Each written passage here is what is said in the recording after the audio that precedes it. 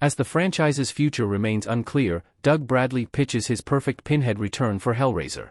After serving as the face of the Clive Barker-based horror movie series as the malevolent Cenobite leader, Pinheader, Bradley handed the reins off of the character to Jamie Clayton for the 2022 franchise reboot, with director David Bruckner taking a back-to-basics approach to telling the Hellbound heart.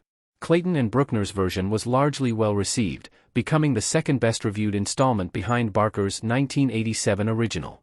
During a recent interview with Bloody Disgusting, Bradley was asked about his thoughts on a potential Hellraiser franchise return as Pinhead after being absent from the 2022 reboot.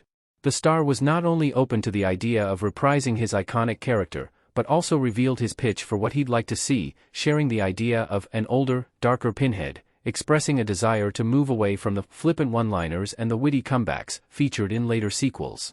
Check out what Bradley shared below. Is there a future for Bradley in the Hellraiser franchise? Despite scoring strong reviews and solid viewership numbers for Hulu, 20th Century Studios has yet to announce any future plans for the Hellraiser franchise. This is generally understandable, considering the 2022 reboot ended on a generally conclusive note, with Odessa Asian's protagonist Riley accepting her part in her brother's death via the Cenobite device, the Lament configuration, and Goran Visnik's antagonist Roland Voigt being taken to the Cenobite world to be transformed into one of them. In looking at previous installments, however, there are a number of ways for the Hellraiser franchise to continue beyond the 2022 movie. The original 1988 sequel, Hellbound, saw the return of one of the first movie's antagonists from the Cenobites' realm to track down Final Girl, Kirsty Cotton. A sequel to the 2022 Hellraiser could take a similar path with Roland coming back to use his new Cenobite abilities to haunt Riley.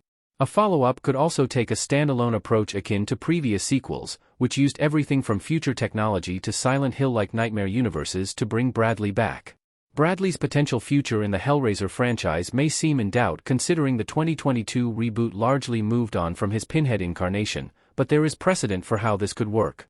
Nia DaCosta and Jordan Peele's Candyman Legacy sequel effectively found a way to introduce a new version of its titular entity while bringing back Tony Todd as a prior incarnation.